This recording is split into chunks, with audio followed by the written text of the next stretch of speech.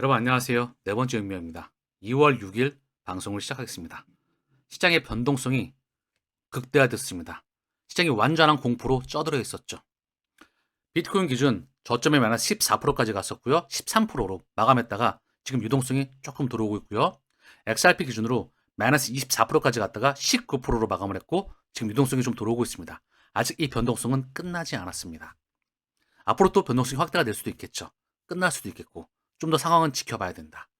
지금의 변동성이 어느 정도냐면 RSI 상대 강도 지수인데요. 이게 추세가 상승이나 하락 쪽으로 강도가 어느 정도였냐. 그래서 100을 기준으로 해서 70 이상이면 상승 강도가 무척 센 거야. 30 미만이면 하락 강도가 무척 강한 거야. 근데 17이었습니다. 그러면 이거는 최근에 한 10년간을 봤었을 때 역대 3번 돈, 3번 그걸 제외하고는 거의 탑이었어. 역대 3번에 필적하고 있다. 2018년도에 비트코인 가격이 2,800만 원부터 300만 원 하반대, 300만 원대까지 떨어지게 되거든요. 80%에서 90% 역대급 하락이었죠. 이때 한번 2020년도 코로나 팬데믹 이때 1,100만 원에서 500만 원까지 단 2주에 3주 만에 떨어집니다.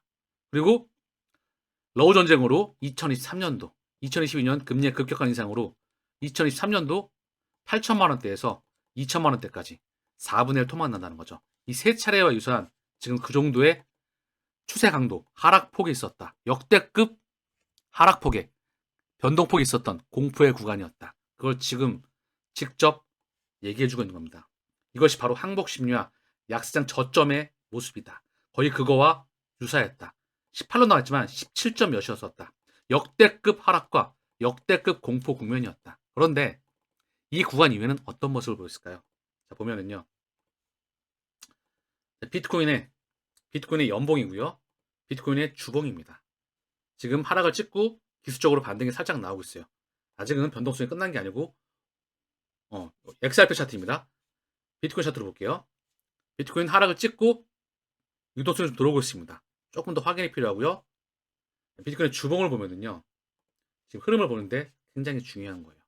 자, 보면 한눈에 나오죠? 지금 최근의 하락은요. 이때 하락, 트럼프 관세 때 시장이 크게 한번 울었습니다. 공포로 쪼들었었죠? 이때를 훌쩍 뛰어넘었다. 이때 한 7, 8개월 동안 횡보하고 하락했다가 하락부터 깊었는데 이때를 또한 훌쩍 넘었었다. 변동성의 크기가 과거 2천만 원을 찍고 몇 년 동안 최근에 가장 큰 공포 구간이었다. 그런데 좀 다른 점이 있어요. 아까 좀 전에 세 가지 큰 메가 파동. 자, 비트코인 주봉으로 설명을 드리겠습니다. 이때와는 차이점이 있다. 세 가지 메가 하락 중에서 자, 보면 2022년도이죠. 2023년도 사이에 이때 8천만 원대에서 2천만 원대까지 대폭락이 나왔었죠. 한 번은 이때입니다.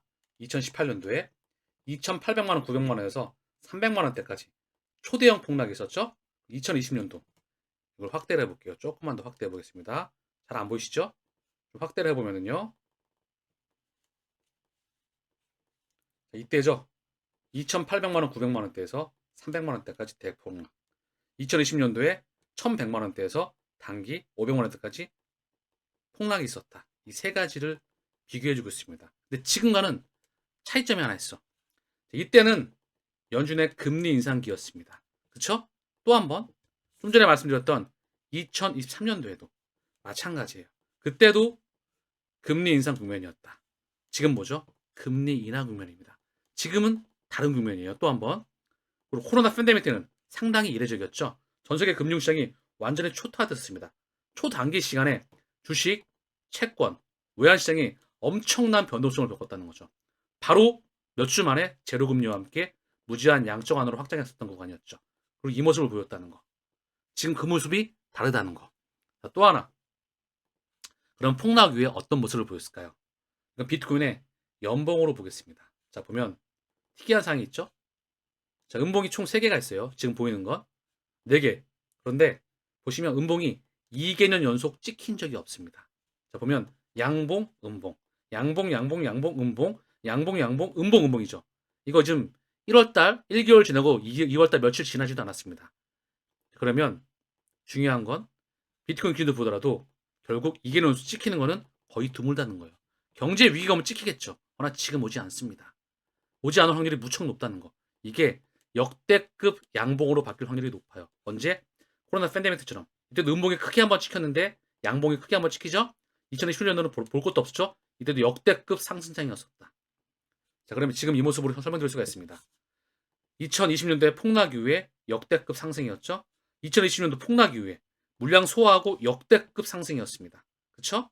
마찬가지로 2018년도에 폭락 이후에 역대급 상승이 왔었어요. 지금도 마찬가지라는 거. 폭락 이후에 역대급 상승이 예정되어 있습니다. 왜? 지금 경제 위기는 올 확률이 무척 낮습니다. 이게 오기 위해선 실물 경제에 먼저 부도가 일어나야 돼요. 상업용 부동산이 무너져야 되고요. 중소형 은행들이 무너지고 이게 중견 은행들, 대형 은행들 확장이 돼야 돼.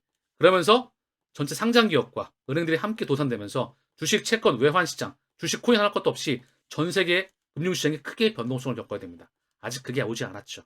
그렇죠? 물론 피로도는 쌓여 있습니다. 그러나 그 피로도를 끌고 버블을 계속 키워왔던 장세라는 거죠. 여러분들의 선택은 어떻게 되시겠습니까? 제가 봤을 때는 지금은 대외적인 매크로, 예를 들면 뭐 전쟁, 미국과 이란의 전쟁, 네, 셧다운, 그리고 갖가지 이슈들이 좀 있었죠. 뭐 케빈 허시, 연준 의장 지명제에 대한 부분. 근데 그거는 미디어가 갖다 붙인 거고 얼마든지 기조가 바뀔 수 있는 겁니다. 심지어 케빈 허시는 지금 들어와서 비둘기로 상당히 바뀔 수도 있다는 거. 그가 디지털 시장에 대해서 상당히 오랜 시장 인프라를 깔아왔던 인물 중에 하나입니다. 그가 연준 의장이 된다. 볼만하겠죠. 제가 보는 관점입니다. 그러면 여러분들 이 말씀을 드리고 싶군요. 지금의 하락은 뭐다? 오직 수급에 의해서 찍은 겁니다. 그리고 대량 학살을 했죠. 개인 투자가 상당히 많이 투매가 나오면서 투매 마이너스 24%까지 XRP가 나왔고 비트코인 마이너스 14%까지 나왔던 건 투매가 나왔다는 거예요. 다 던진 거죠. 단기간 내에 폭락이 깊었습니다. 반토막 났죠 거의. 6만 달러 부근이잖아요. 이 긴점이면 매수가 들어올 때도 된 겁니다. 그쵸? 그래서 이때는 80에서 90% 하락. 이때는 4분의 1 폭락. 지금은 반토막. 그 긴점이죠. 물량을 소화하고 가는 제가 확신을 느끼면 되는 거예요. 저는 그 부분에 대해서 확신하고 있습니다. 왜? 백악관 고문, 클래리티법, 미국 암호화폐 정책의 핵심이다. 지니어스법보다 더 중요하다. 엄청나게 중요한 법안입니다. 클래리티 법안은 현재 입법 의제의 중심으로서 암호화폐 정책 프레임워크 뼈대를 완성하는 마지막 조치로 평가된다. 미국 규제의 완성입니다. 패트릭 위트는 스테이블코인 중심의 지니어스법보다 클래리티 법이 더 중요하다고 강조했습니다. 자, 블록체인 코인 시장에도 법안이 필요해요. 이 법안이 나오게 되면 시장이 폭발적으로 성장을 하겠죠. 예전에 인터넷 혁명 때도 마찬가지였습니다. 통신 법안이 있었죠. 시장이 폭발적으로 성장해 나갑니다. 그 명확성을 가르는 그 법안이죠. 그리고 지금 원래 기득권들은요. 물량을 매집하고 싶을 때 시장을 붕괴시킵니다. 열심히 그리고 매집을 하죠. 횡보 구간 이후에 또는 작은 개미 무덤, 폭발적인 상승. 이들의 거의 교보용 같은 자료인데요. 지금은 상승이 나와서 횡보하고 스물스물 하락하다가 마지막에 밀었죠. 이런 경우에는 다시 상승이 빠르게 회복되고 횡보권을 보이다가 클래리티 법안의 기준에 맞춰가지고 시장에 상승이 나올 확률이 무척 높습니다.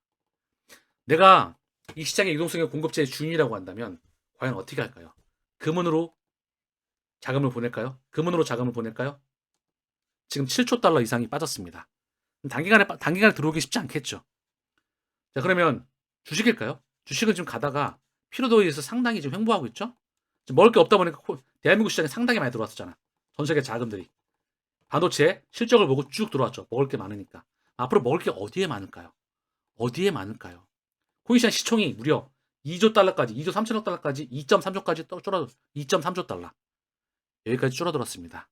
무려 금은시장에서 하루 이틀 만에 7.4조 달러가 사라졌는데 코인시장 시가총액이 2.3조 달러입니다. 정말 작죠. 너무나 작은 시장이죠. 여기에 유동성이 이 클래리티 법안과 함께 온다면 과연 어떤 흐름을 보게 될까요? 지금의 흐름은 어떤 모습일까요? 그들의 흔들기에 농락당하지 않으시길 바랍니다. 저는 시장의 상승을 확신합니다. 이 허들을 넘어야 되겠죠. 이런 허들은 앞으로도 있어 왔었습니다. 예전에도 있어 왔을 거고, 앞으로도 생길 거고요. 이전에도 있어 왔었습니다. 마이너스 비트코인 50% 하락은 과거 있었다는 거. 이 구간을 넘어가는 건 여러분의 몫이겠죠. 자기 자신이 확신해야 된다는 거. 그러나 많은 투자자가 학살당했습니다. 저는 이 마라톤을 완주하셨으면 좋겠습니다. 역대급 시즌이 기다리고 있기 때문에 늘 폭락 이후에는 역대급 시즌, 폭락 이후에는 역대급 시즌, 폭락 이후에는 역대급 시즌이 예정되어 있기 때문입니다. 더군다나 지금은 양적 완의 시대로 다시 들어가고 있죠. 그 유동성이 어디로 올라 들어갈까요? 선택은 여러분의 몫입니다. 확장 또한 이해해야 되겠죠? 큰 판을 이해할 수 있다면, 본질을 이해할 수 있다면, 원리를 이해할 수 있다면 이 변동성을 극복해내고 마라톤을 완주할 수가 있습니다. 그들이 선택했던 것은 시장을 학살로, 붕괴로 몰았다. 거나 그 붕괴는 펀더멘털의 하락이 아니었다. 그러면 회복을 한다는 거.